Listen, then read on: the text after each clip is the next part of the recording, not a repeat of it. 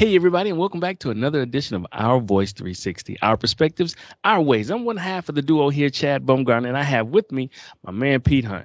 What's good, family? Hey, Pete, with that, let's go ahead and get into it, bro. And as always, our podcast is brought to you by CDB Consulting. Great leadership equals great results. How are you leading? And also, ladies and gentlemen, boys and girls, if there's something you want to hear on this show, a specific topic that you want to hear our insight or, our views on, or if you just want to tell us how we're doing, what you like, what you don't like, any of the sort, we'd love to hear from you guys. We are here to make this platform for us, by us, and to enlighten everyone that listens. So please do not hesitate to give your views, thoughts, and opinions to our email address at ourvoice360@gmail.com. That's ourvoice360@gmail.com. Also, if you like our videos and listening to them as well on various platforms, please like the channel and subscribe to the channel, and also hit the notification bell button so that you'll be aware when we have new shows coming out. And again, please, if you like them, share them with your friends and your family and let them know what we're trying to do, what we're all about. We would greatly appreciate it. All right, today, Pete, let's hop into it, man. We got two really hot topics today. The first one, excuse me, is unfortunately about Breonna Taylor. I think, honestly, this is the last we're going to hear about the situation. It appears that the last former cop that was on trial was acquitted from the Breonna Taylor raid. His name was Brett Hankison, 45 years old. He was acquitted yesterday on that the Breonna Taylor case. So we're going to get into that and what that's really about, and it's just really sad for the family, if you ask me. We're also going to talk about the immigrants in the Ukraine, specifically the Africans that are living and working there, and the discrimination that's going on when trying to leave the Ukraine. It's really crazy, how they're doing this. And I don't think that the Ukraine's really expected this to be such an outpour in the news. But I'm glad it is, because it's shedding a light that even in, Pete, like you said off air, even in the time of war, there's still racism and discrimination going on. It's really sad, really sad, really sad. So again, folks, these are the two topics we're going to cover today. So let's dive right into it. So, solo cop to face charges from Breonna Taylor. I already told you, Brett Haskins. The jury deliberated for 3 hours after the defense rested the case, 3 hours, and came back and said that he was acquitted. Now, for those of you who don't remember, Breonna Taylor, I think this happened back in 2020. There was a raid on her home. And go ahead, Pete. I was like, I was agreeing with you. Yeah. Okay. Serving a no-knock warrant. Thank you. Yes. Mm-hmm. Serving a no-knock warrant, first of all. And there was a raid on her home. Basically, the police was shooting wildly in the dark. I do understand from previous reports that Breonna Taylor was asleep, so was her boyfriend, but I think he woke up, thought someone was breaking in, so he fired off a couple shots and hit one of the officers in the leg. It was non-life threatening, but he responded back in turn, protecting his home, protecting his girl. He has a right to do so. Yep. But other two officers were firing in the house, and then this officer Haskins thought that his two police officer buddies were being attacked, or being shot at, or whatever the case is. So he shoots blindly into the room, and his bullets are not the one that killed Breonna. It was his, I want to say, teammates, the other officers. Yeah, the other officers. Yeah. That killed her. His bullets, Haskins, went into the apartment, and it went next door to the neighbors, who were white. There was a man and a wife, and then she was pregnant, and it hit the pregnant wife. Correct me if I'm wrong, Pete, but it did strike. No. It did not strike her. It just entered their room. It just entered their apartment. 10 shots entered their apartment. Okay. And let me correct something else. Please. That the boyfriend's bullets never struck the police officers. It was their own self-inflicted wound from another officer. Oh, okay. The bullet was found. Yeah, Okay. another officer's bullet hit that officer. So it was friendly So fire. basically, yeah. Okay. Okay. So, but either way, it was mishandled from the beginning, and that's why we're having these issues with no knock warrant. Right. Excuse me, no knock warrants, and people trying to change the law with the no knock warrants and all this other stuff. And but yeah, this guy getting off, it really symbolizes a lot of the things that we talk about on our podcast about the police. It doesn't matter what they do. It doesn't matter. 9 times out of 10, they're going to get off. That's just what it is, and this is just another example of that you could just go blindly into someone's house, knock their door down, and just shoot aimlessly at people, even though you were shot at. Mm-hmm. People do have the right to own guns, right? Last time I checked. That is correct. And And if defend their you home. exactly. What was that? So Second Amendment, the right to bear arms. Is that the yeah, second? something, Okay. yeah, something like that. Yeah. So again, this was done wrong. They were in the wrong apartment. Mm-hmm. So it was so Number many one. things. Yeah, it was so many things done wrong in this situation. So many things done wrong. But yet and still, the police still get off. And see, It's that's and that's that's the thing I don't understand. A life was lost, whether it was an yeah, accident or not. right. You understand what I'm saying? And like you said from the jump, the whole thing was mishandled from the jump. You got a no-knock warrant, which should never be. And I think the laws are starting to change on that. Hmm. Number two, like you said, I'm just reiterating the points that you just said, Pete. They were already at the wrong spot. Already at the wrong spot. And then number three, you've got neighbors who could have been killed, but they weren't, thank goodness. But then you blindly kill Breonna Taylor, who's sleeping. Right. So all this goes on, and the cops involved, everybody got acquitted. Hmm. Even the people who gave the orders, the gave the no knock warrant or gave the orders to go raid the house. Nothing was done to the higher ups who cleared the okay to do so. Nope. So now the message is bigger than just the acquittal. It's showing people that, hey, the law can be lawless Oh, sure. and get away with it. Mhm. We have a precious life that was lost. And the only thing that y'all can say is, oops, my bad.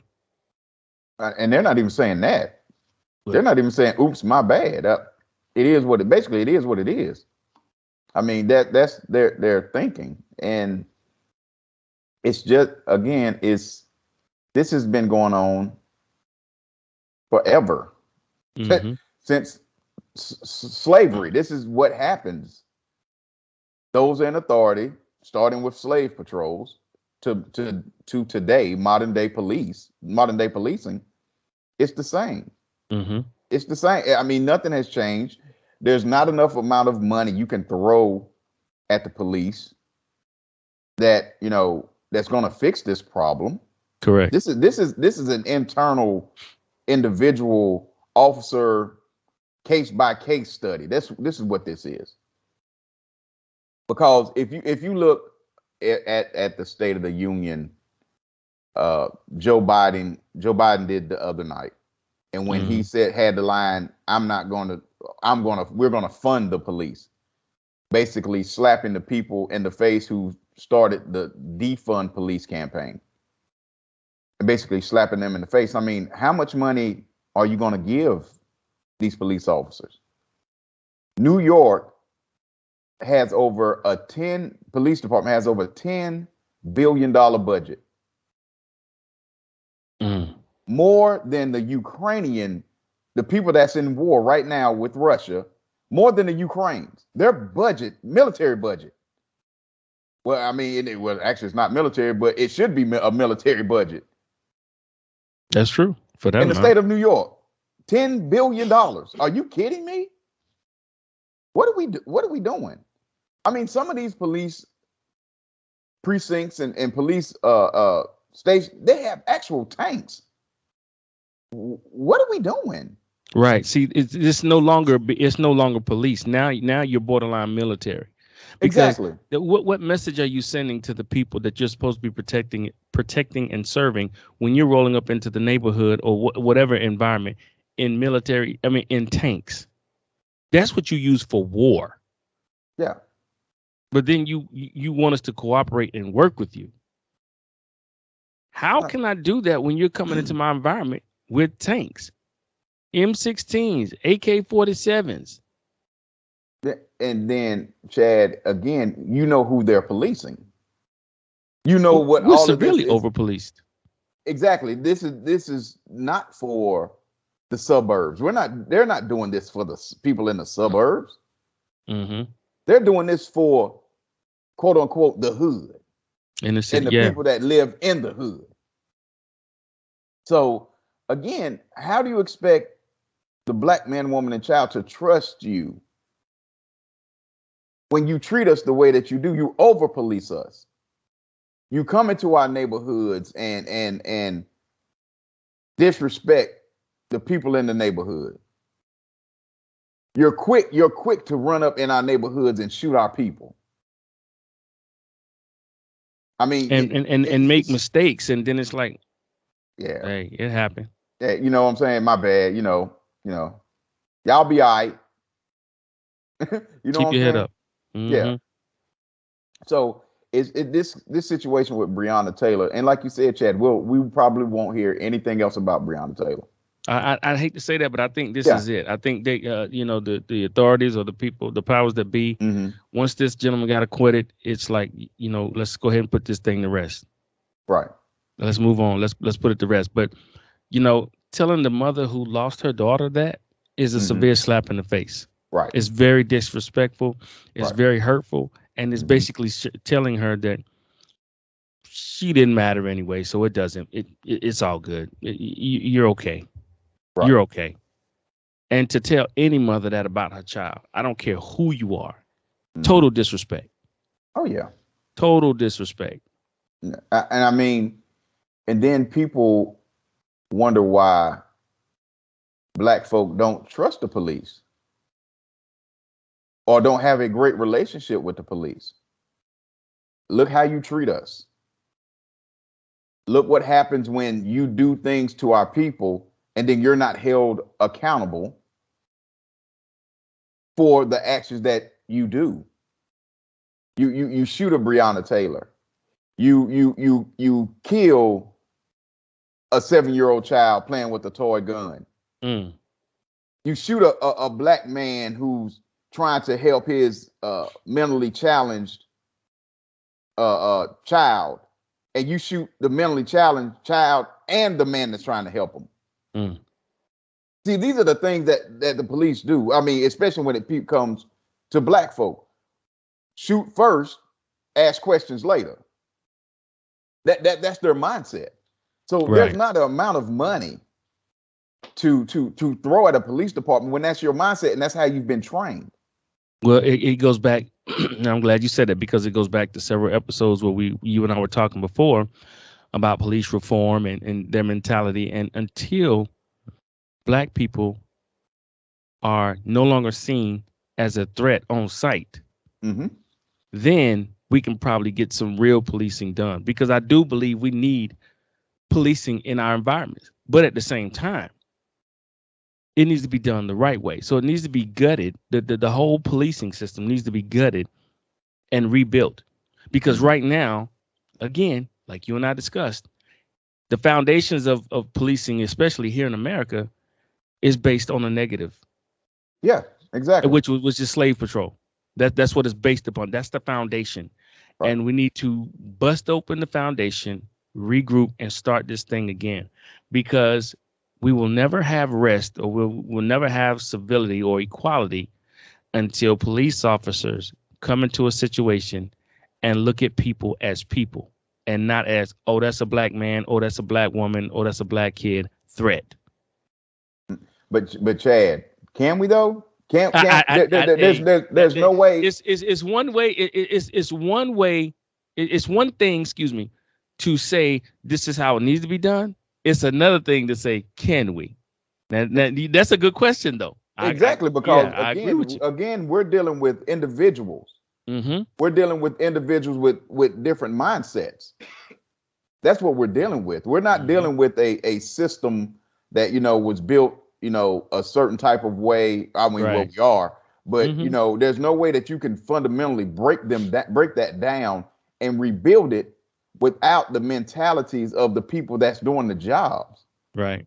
So it doesn't matter what we do as far as defunding the police or whatever title you want to put on it. Not putting money in other places, you know what I'm saying, mental health and this Mm-hmm. and other places. It doesn't matter where you put the money until the attitudes of the officers change. Mm-hmm. Mm-hmm. Nothing's going to change until the the laws change where police are held accountable. Nothing is going to change. I agree. Those And those are some of the things that has to happen. These laws have to exactly. change. The training, I think, for officers, for people to become officers, needs to be lengthened. They need more training Mm. in the field with other experienced officers before they can become a cop. There's a lot of things. I mean, Yeah. we don't Yeah. have enough time today to go through all the changes. You know what I'm saying? Exactly. But you are Exactly. right. It's a steep hill to climb because you're dealing with individuals with certain mentalities, and Mm-hmm. it's like, how do you find that before you make them an officer? How do you root that out during the process of making them an officer? Mm-hmm. That's one of the biggest things that we have to figure out. Mm-hmm. How to do before we put these people on the streets to protect and serve everyone. And Because coming into a situation and you automatically see, the number one thing is, if you're scared of people, when you come into a situation, your senses are automatically heightened and your mm-hmm. defenses are already up. Mm-hmm. And you haven't even made an assessment of the situation yet. You just pulled up and automatically you're fearful. Right. Right. Yeah. I mean, that means you need to find another profession if that's the case. And again, what would change a lot of these attitudes is first of all, police officers being held accountable.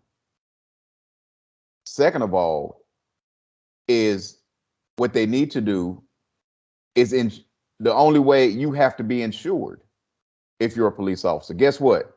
If there's some type of situation where I shoot somebody and they can take that, you can take out like an insurance policy or whatever, like every bullet that you shoot, that's on you, you know what I'm saying, and you will be Mm-hmm. held accountable for that. Mm-hmm. Or even better, stop paying people off that sue these police departments with taxpayers money. Right. Cause we Take didn't it agree away to from that. exactly, start taking it away from their pensions. Mm-hmm. If people would start, these people that get in these situations where they get shot or they get roughed up or their family members get killed by the police, people need to start suing not only The individual. the police department, but the individual and their pension. Mm-hmm. That would change a lot. Well, then you'll have a lot of cops. And I'm not saying this is a bad thing. This is a good way to weed them out. You'll have a lot of cops, just like in New York when they made some changes to the police department. A lot of them quit or resigned. And I'm like, okay, these are headaches that we didn't see that, we don't have to worry about anymore. Right. Because the thing is, a lot of them don't want the responsibility.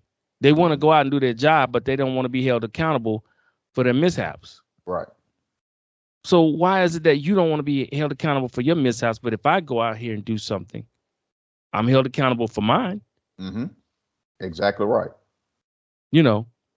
But I'm out here, putting my life out on the line I get that.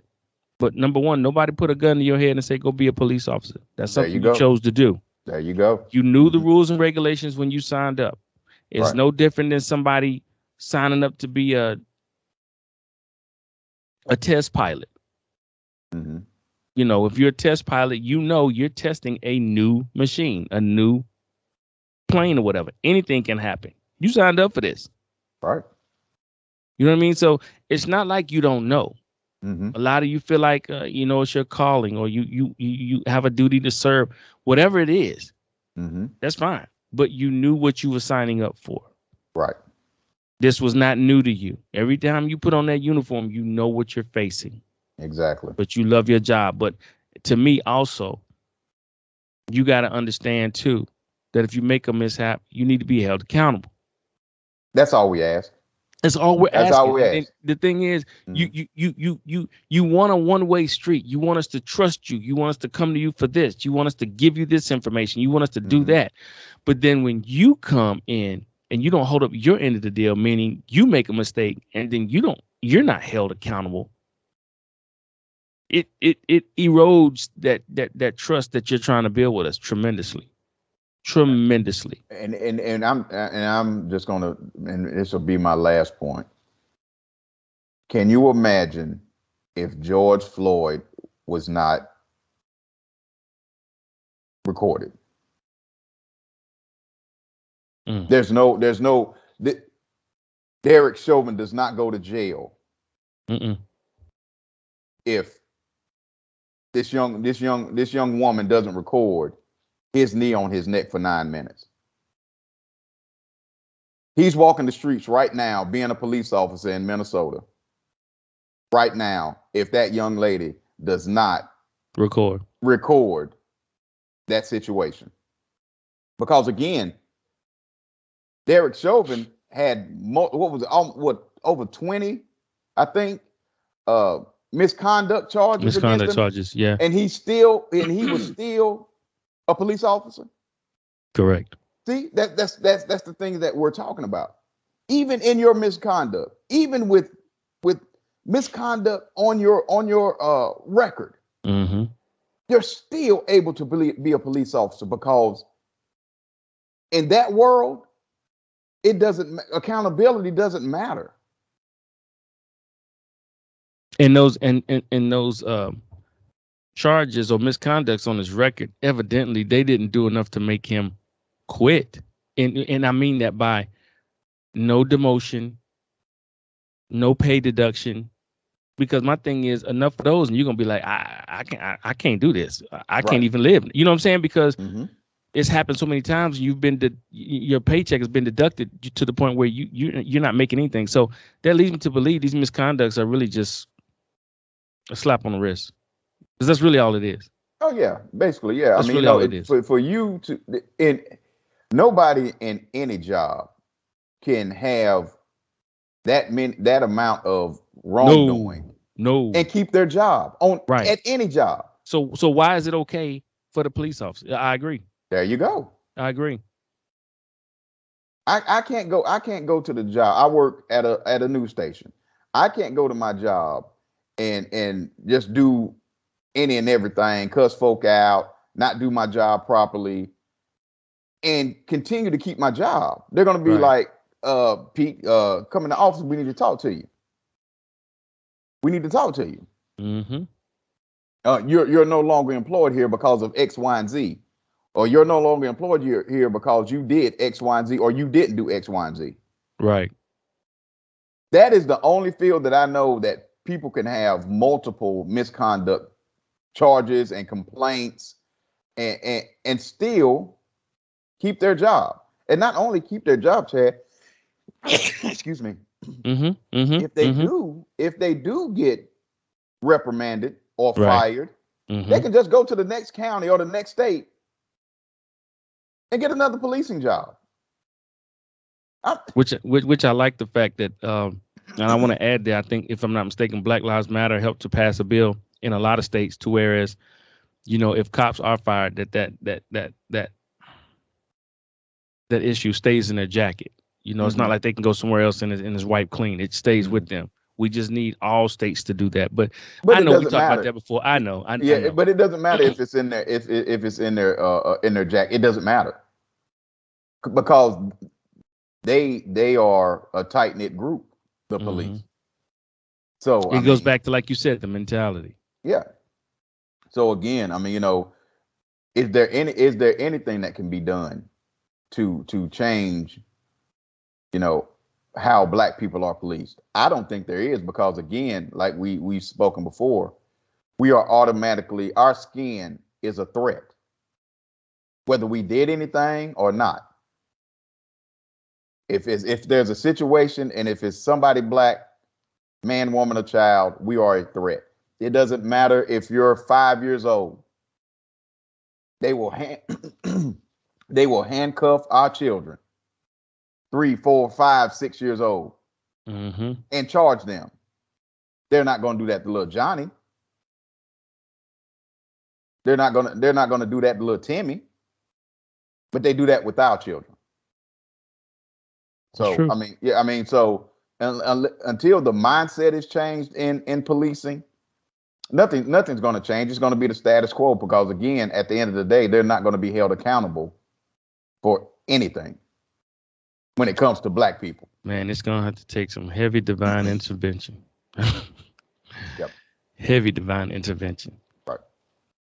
But before we move on to the next topic, I do want to extend our thoughts and prayers to the Taylor family for their loss. I do hate the fact that they received no form of justice. I mean, they sued the police department for $12 million, but that can't bring back a life, and I'm very well aware of that. You know, they lost a sister, a daughter, a cousin, a good friend. We as a people lost potential, future generations. Right. That could have come from her. Right. You know what I'm saying? And there's no telling what she would have been able to contribute to society.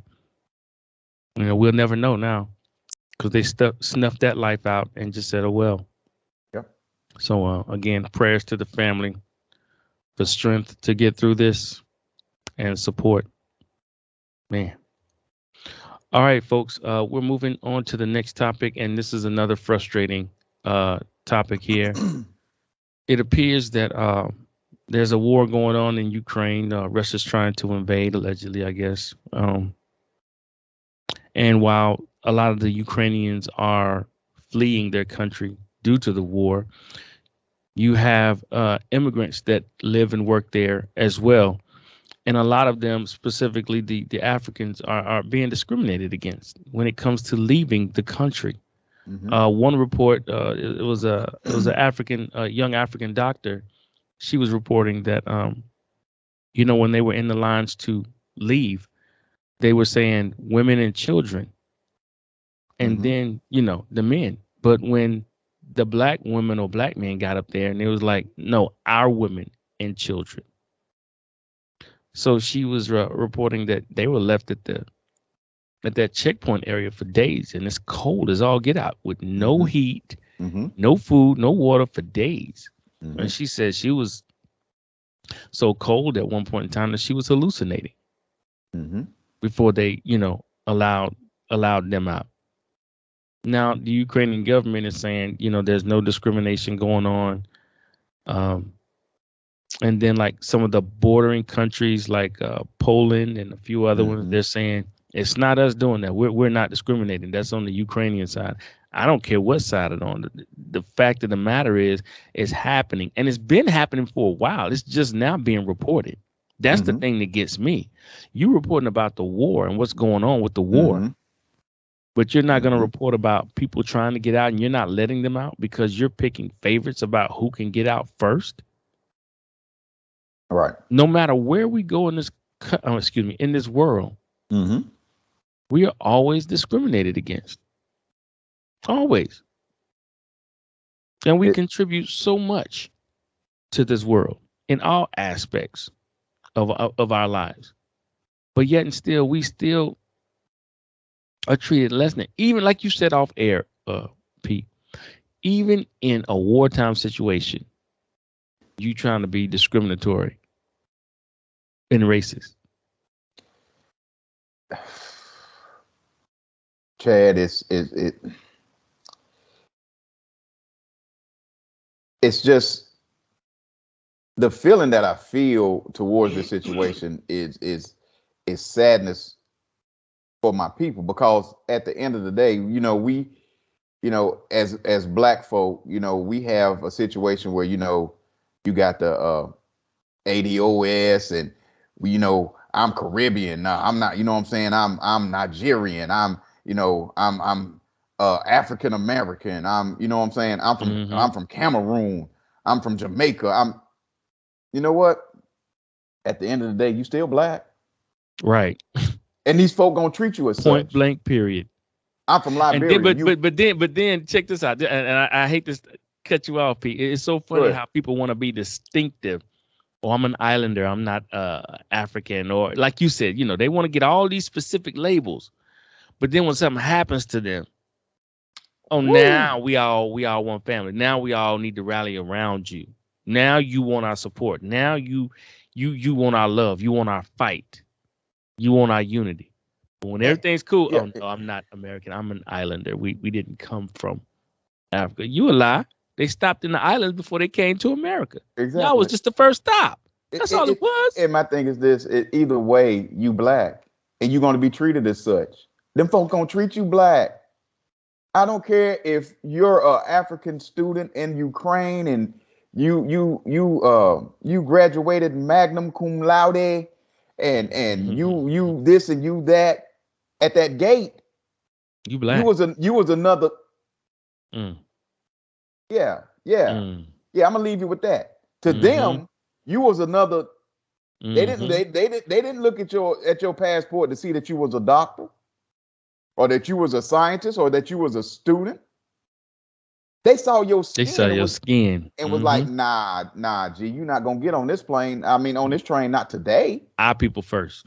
Yeah, I mean, it's to the point, Chad, where I think it was the list of people that went first. It was like Ukrainians, it was somebody else, then it was black people. So they had a list of, okay, our Ukrainian women and children going first. This group is going next. And then black people, when we done with getting everybody else out, we'll deal with the black people after that.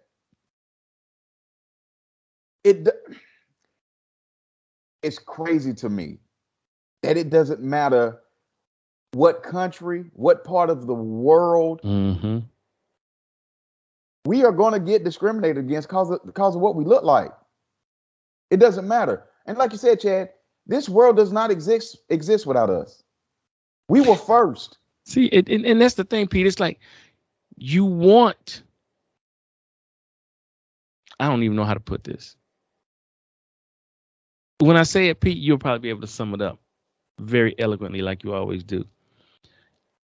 You want our swag. You want our style. You want our culture. You want our athletics. You want our minds. Because we're brilliant people.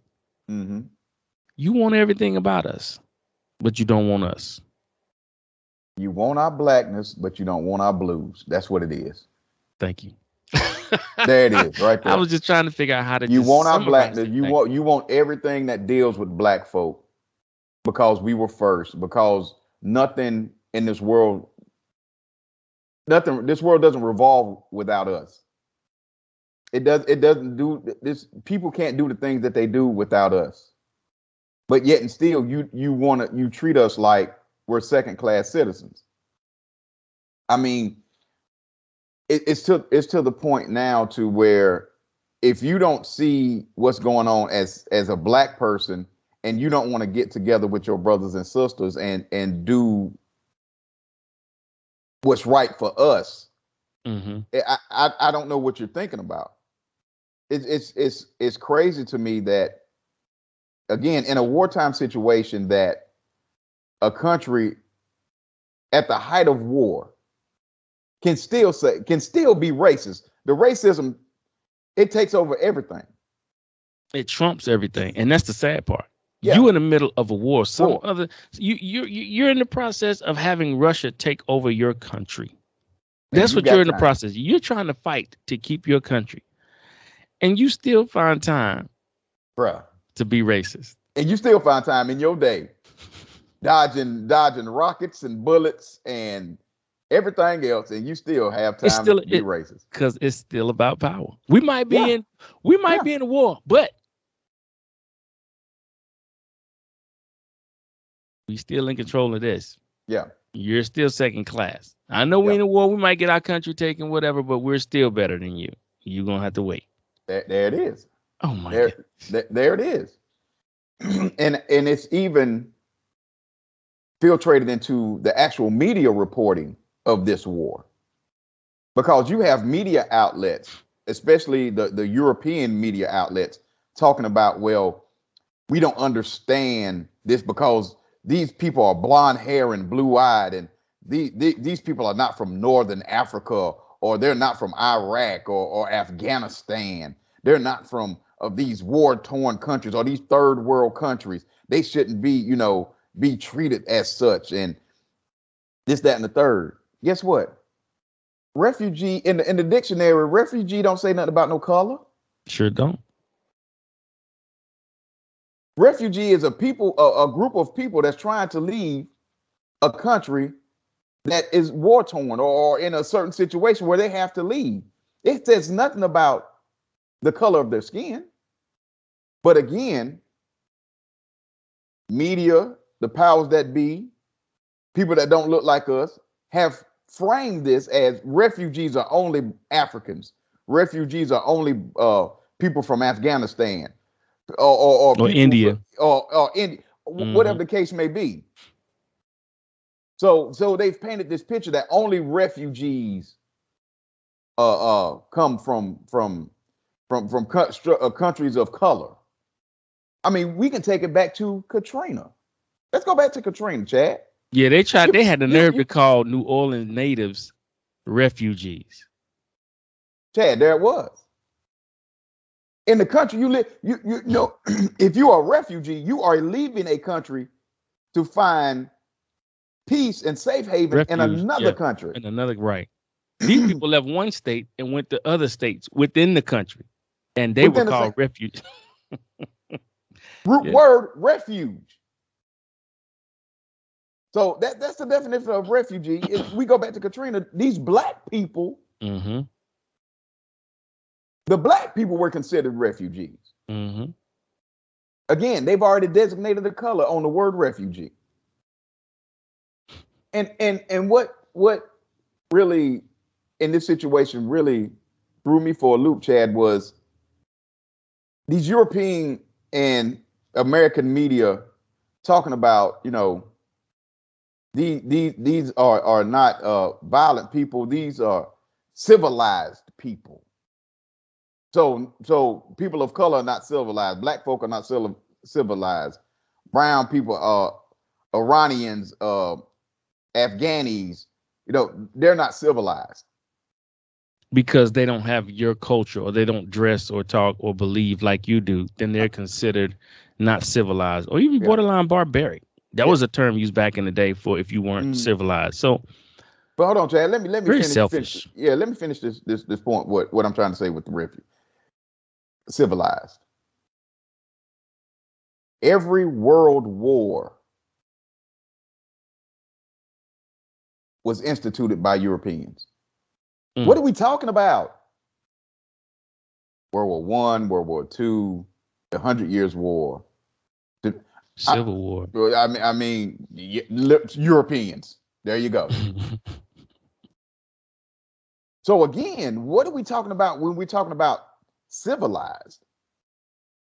No. Again, racism, even in a time of war, will still show its ugly head. Even when you're struggling to maintain, like you said, your country, Chad, try to maintain your country. You still have time to carve out a little racism. It's crazy, and like you said, it's all about power. It's all about power. And then, of course, black people are the first people to, sympathize with the Ukrainian people because we've seen that as black folk. Yeah, we can empathize. Yeah, we understand. And it's crazy, Chad. We are the first people to empathize with people that struggle, but then be the first people that you show racism to in that situation. Cast out, They want to cast out folk, and deny folk their rights and all this other stuff. But we're the first people to show love and empathy. Yeah. Because we are people of love, man. I don't care what nobody say. I don't care how you paint the picture. That's always been our nature. We are more apt to Yeah. absorb another person or group of people more Yep. quickly than Mm, any other ethnicity, period. that's right. That's right. Because that's what we do. Yep. But we just, for some reason, cannot seem to get the respect that we demand and deserve. Mm-hmm. And it's all because, in my mind, in my eyes, they know who we are. Yep. Yep. They know. It's just a lot of us don't know who we are. Woo. Boy, man, man, That's the man. problem. That And that's a that until and, that's a and, whole and nother show. That's a and until woo. we, until we all understand that and can at least get on one page. And look, I know that black folks are not monolithic. Mm-hmm. I'm very well aware of that. Right. But at some point in time, we've got to get on some type of generic page so that we can unify. And I know white people get mad and upset and scared when we say unify. This is not to unify to take over the world. This is not Pinky and the Brain. I'm just saying And look, and unify Jack, and be you know what, Chad? And even if it was, so right. what? Mind your business. And even if it was to I'm take just over the saying, world, mind your business. we need to unify so we can really have a united front and really fight for equality. Yeah, I saw a young brother the other day. I think it was a post on Twitter, Instagram, one of the two, where he was talking to another young a group of young black men. They look like teenagers, Mm-hmm. and he said, and we're actually with some older brothers there too in this setting, and he was basically saying, can you imagine if one day black people would not spend any money, just one day? Mm-hmm. Mm-hmm. We don't spend any money in this country, not 1 cent, not one brown penny for one day. He said this economy would crash if black folk would stop spending for one day. If Mm-hmm. we did not spend $1, one Right. penny Right. to this economy. That's the power that we have. And until we realize it as a people, how much power we do have. And let me break it down even further about that, Chad. Can you imagine if the NFL or the NBA, the black players in the NFL and the NBA one day be like, nah, we good. We good. But see, the NBA did that one time. They Mm. stopped the games from being played. And you see what happened? Mm-hmm. Now They got imagine. together collectively before the game and Mm, said, "Look, did y'all see the news? Y'all saw what happened?" And I'm paraphrasing, folks. Don't take mm, this word for word. Y'all saw what happened? Yeah, that was really jacked up. I said we don't play tonight. Let's send a message out. Let's be a mm. united front. Let's do it. And they did it. Can you And they imagine did it. the, these players? Look at the money that was lost that night. Mm, mm, This was a televised game. mm, So there was TV contracts. Then there was endorsements. mm. Then all the commercials that were supposed to be aired, Yep. it There you didn't go. air. Mhm. All that money. Yep. And that was for one night Yeah. because they stood up and said, enough is enough. Right. And I mean, I know we kind of got off, track a little bit, but we were talking about, people, black folk banding together. And this is my last point is about that. Can you imagine, players in the NFL, they're mad or upset about things they don't get guaranteed contracts, they don't get this, they don't get that, yada, yada, yada. Can you imagine if those 70 to 72% of black players not show up one Sunday? Not show up. Just be like, we good. What you want? What kind of guarantees in your contract do you want? Do it. They not show up for Thursday nights. Thursday say Tuesday say this week we're not playing Thursday, Sunday, or Monday. Next Monday, we're not playing. See, that's the power that they have, but there's no collective mindset of. Oh, but that's another story for another day. That's another whole another podcast that we can get into.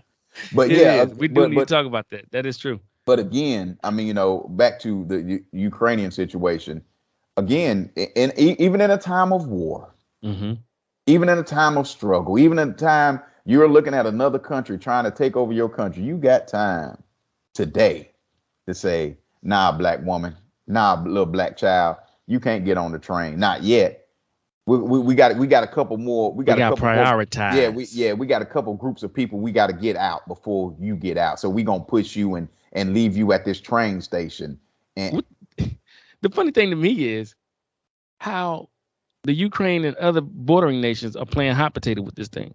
Oh, it's not us doing the racism. That's the Ukraine side. The Ukraine side. No, it's not us. that's Poland. It's Right. These people, and one thing about the media is that they are talking to the people on the ground. They are talking to the people who are trying to get out. Oh yeah. These people have no reason to lie. Oh yeah. Go ahead. I've seen many Africans that they've interviewed. Yeah. It was one in particular I saw last night, which I got a laugh out of, because the reporter asked the black guy, he was an African in Ukraine, still trying to get out. Asked them, because now the Ukrainians are asking the Africans that they're not letting out of the country to help fight for them. And the African brother was like, what do you talk about fight for them? They won't even let me out of the country. So why would I fight for you? What? He said that doesn't even make sense. Now I'm gonna tell you what don't make sense. The interview I saw the other night with the African and the news media, and he was like, it's so sad that they'll take the women and children and their animals. Yeah. The animals get to leave. The animals leave before the Africans. The dogs, the cats. Yes. They leave before the Africans can leave. I thought he was gonna break down in tears. He was so pissed off / hurt / frustrated. Yeah. He said they are prioritizing animals over us. This man ain't got no reason to lie. He is in a country that's about to be taken over, it looks like. But right now it's in the middle of a war. Yeah. He's seeing what's going on. He's at the checkpoints. He's seeing the guards. Okay, you can come. No, you can't come. Get your dog. Come on. No, you can't go. She's got to get her dog and her cat. Come on. This dude is seeing this. Yeah. Imagine how you would feel. Yeah. You in a country that's war torn. You're trying to get out. And they're saying you can't leave because women and children and animals. Then this ethnicity, then this one, then y'all can go. But while you're here, hey, you have this gun to help us fight. Yeah, pick up this gun for me. You must be out your mind. The audacity. Yeah, bro. The audacity. Because there's no respect. Whew. But I feel for those brothers and sisters, because at the end of the day, you can separate yourself all you want. You can try to say you from wherever, you from Liberia, you from Ghana, you from Jamaica, you from, what I'm saying, Barbados. It don't matter, because at the end of the day, them folks still see you as a you fill in the blank. Yes, indeed. Yep. Yes, indeed. All right, folks. Well, we're gonna move into the Black Inventor. No, is it the inventor first or the book? Either one. It doesn't matter. It's all knowledge. It is. It's all knowledge. It's all knowledge, no doubt. Well, we're gonna move into the Black Inventor for this week, and his name is Benjamin Bradley, born in 1830. Not sure when his death was. They don't have official records, but nonetheless. So Benjamin Bradley, this brother was now I lost my place. All right, I got it. This brother was the first person to develop a working model of a steam engine for a warship. This is back in 1830. Now, born in Maryland around 1830, Bradley was owned by an unidentified slaveholder in Annapolis, Maryland. Now, while living in Annapolis, Bradley worked for a printing company at a young age. So at the age of 16, he demonstrated his great skill in mechanical engineering. He constructed a model of a steam engine out of two pieces of steel, a gun barrel, and pewter. Now, impressed by this feat, his master arranged for Bradley to work at the Department of Natural and Experimental Philosophy at the Naval Academy in Annapolis, Maryland. Bradley became the first African American to hold any but menial posts at the Naval Academy. Bradley learned how to read and write at the academy, and in time, he became an assistant who set up the experiments for the academy's faculty. Now, while working at the Naval Academy, he sold his first small steam engine to a midshipman living in Annapolis. Now, this engine was powerful enough to run a small boat. Now, Bradley used this money to expand on his findings and create an even larger model. So around 1856, he built an engine that was capable of propelling the first what they call sloop of war, which is really a small warship carrying guns on the deck, or at least on one deck. He built the engine that was capable of propelling the first sloop of war at the rate of 16 knots an hour. His engine was the first ever created that was powerful enough to run a warship. Bradley was unable to patent, of course, his invention under the United States law because why? He was a slave.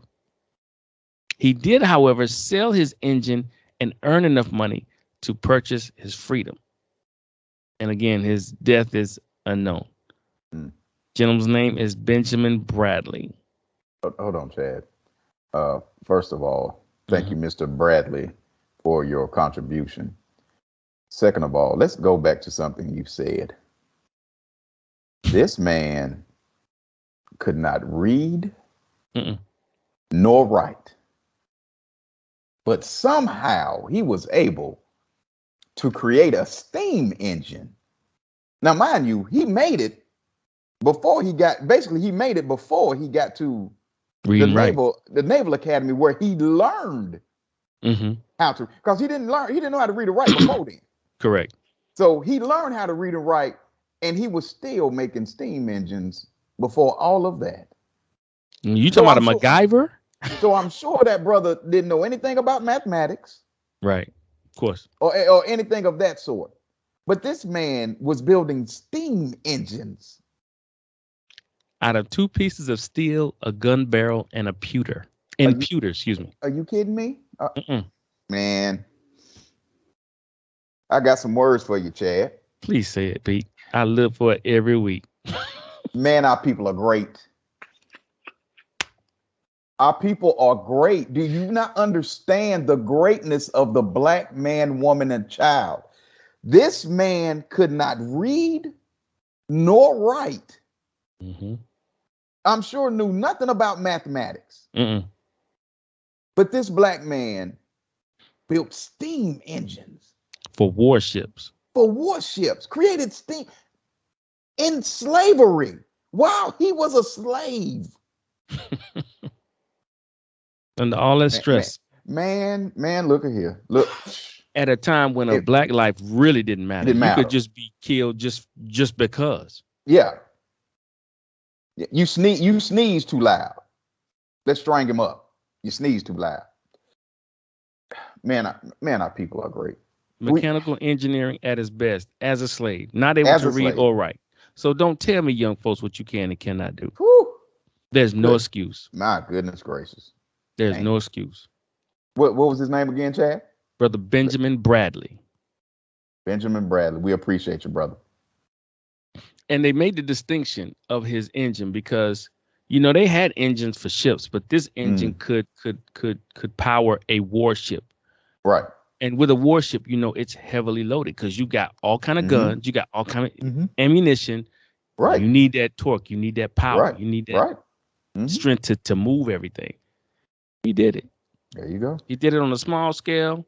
He sold that, took the money. And did it on a larger scale. Benjamin Bradley. Yep. Yep. So now we're going to move into the black author or book, I should say, for the week. The name of the book is called Black Boy by Richard Wright and Jerry Ward Jr. Okay. Black Boy is a classic of an American autobiography, a subtly crafted narrative of Richard Wright's journey from innocence to experience in the Jim Crow South. An enduring story of one young man's coming of age, during a particular time and place.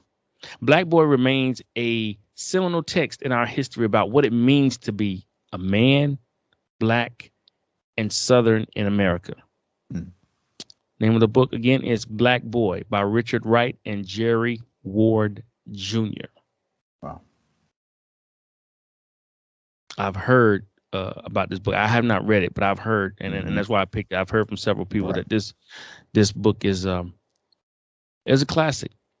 Wow. And not to go off on a tangent, but it's funny how a lot of American classics, I don't think any are by Black authors. Yeah. Makes you wonder.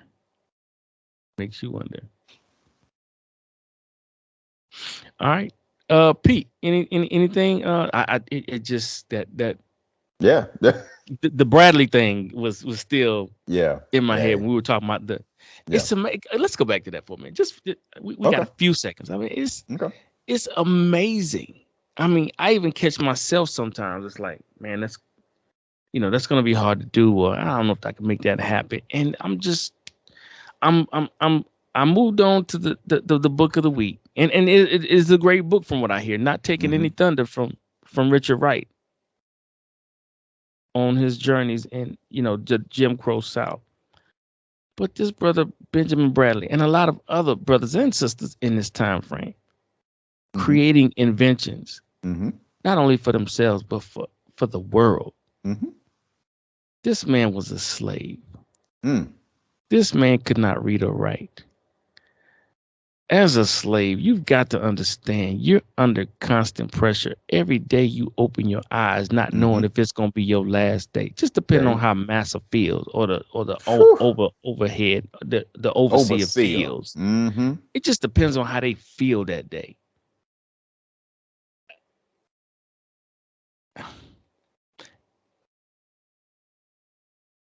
And I don't know what he did as a slave during his day to day. But whatever it was, I know it was painstaking. I know it was from sun up to sundown. And this man still made time to figure out how to build an engine. My thing is, why was he thinking about building an engine? Not that it's a bad thing, but what made him think about that? Did he overhear his owner or somebody talking about, we need a bigger engine for such and such? And he thought, hey, if I do this, I'll be in good. It could be a myriad of things. I don't know. But it's just stuff that starts to, I start thinking about it. How did he even grasp the knowledge to even understand how an engine works? Because as a slave in 1830, you're not privy to putting your hands on an engine to see the inner workings of it. But this man took 2 pieces of metal, a gun barrel, and some pewter and figured out when the day comes when our people figure out who we really are, it's going to be a great day. Because if you're not in a position of greatness, if you're not in a position of blessings, if you're not in a position of being blessed, this doesn't happen. There's no way that Mr. Bradley is not in a position of, let us say, authority to even accept something that mentally challenging and that mentally great. Again, I say this probably every podcast.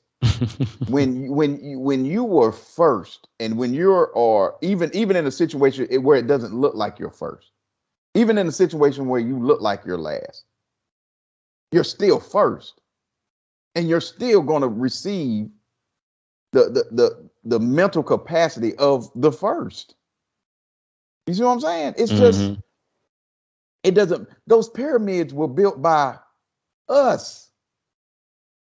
Don't let nobody fool you. What no alien came down here to do all of that. The Sphinx was built by us. That's why they shot the noses off of the sphinxes in Africa, because they wanted it to seem like it was some, miraculous. No, that was us. Mathematics, us. Astronomy, us. Weather, us. Oh, us. It's just, when you understand, and when Black people understand our power, what we have done for this world, what we have done for this country, that's why we're always underfoot, is because if we are ever from under that foot or under that boot, it's over. Mm-hmm. Again, I heard and we're wrapping up. I heard a pastor say one time, he said, you know why there's a liquor store on just about every corner in the Black community? He said, let me answer that for you. He said, because the Black man, woman, and child are God's eyes.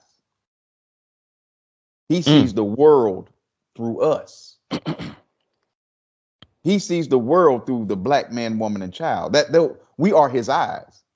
So if our eyes are drunk, or our eyes are high, or if our eyes are, inebriated, he can't see the world clearly. Mm-hmm. That's why drugs were rampant in the Black community and the liquor stores and all that. When you realize that you are God's eyes, and okay, that's a whole nother. I'm gonna leave it right there, because we could be on here another 3 hours. Yeah, Pastor Hunt. But yeah, it's just our people are great, man. I mean, I know I say that every week, but Chad, every time you throw out an invention or a Black inventor, that's greatness. It's just, and I feel you, brother. I feel your emotion when you talk about it. I feel it, because I mean, it's hard to believe that we as a people from slavery, well, in this country, because our origin story started way before slavery. Mm-hmm. So let's get that straight, because we were kings and queens and everything revolved around us in Africa. Don't let those movies fool you and stuff, because Queen Nefertiti wasn't white, but anyway, Moses wasn't, Charlton Heston wasn't Moses. Moses looked like me, but but just to know, even in a time from here, we were here at 1619, from a time of slavery, that the things that we created and the things that we did and the things that we are continuing to do, it's remarkable. We're gonna move on to the Bible verse of the week. I know that's right. I know Pete getting ready to start this sermon. I'm trying to tell y'all. I feel it already. He gonna turn this into a 2 hour, and it won't be a bad thing. We just know y'all got things to do than to sit to a 2 hour podcast. But no, the verse today, the Bible verse today is coming from Isaiah chapter 55, verse 6 and 7. And let's see, I was trying to pull it up. I had it and then it left me. There it is. And it says, seek the Lord while he may be found. Call on him while he is near. Let the wicked forsake their ways and the unrighteous their thoughts. Let them turn to the Lord, and he will have mercy on them, and to our God, for he will freely pardon. Isaiah chapter 55, verses 6 and 7. So take that with you today, or wherever it is you go. And, real quick before we wrap up, I want to give a shout out to the Black truck drivers out there who are on these highways and byways delivering goods and products to all these stores and other places who are helping us making our lives better by delivering products that we constantly purchase and need and depend on, whether it's medicine to food to clothes, whatever. Just want to give a shout out to them for everything that they're doing. All right, Pete, anything else? We're going to wrap this thing up, man. Love on each other, protect each other, man. We are our greatest asset. So love and protect each other, man. Indeed, as always. And please, again, if you guys like the videos and the listening to them on various platforms, please like and subscribe to the channel and share with your friends and family. And it is good conversation to sit around and talk about with your friends and family. These, again, are topics that, affect our people. We need to know about them. We need to know about them. We need to be aware and to figure out how we can respond as a unit, as a group. Right. All right. Well, thank you for tuning in to another edition of Our Voice 360, our perspectives, our ways. Be blessed, be safe, and we are out. Peace.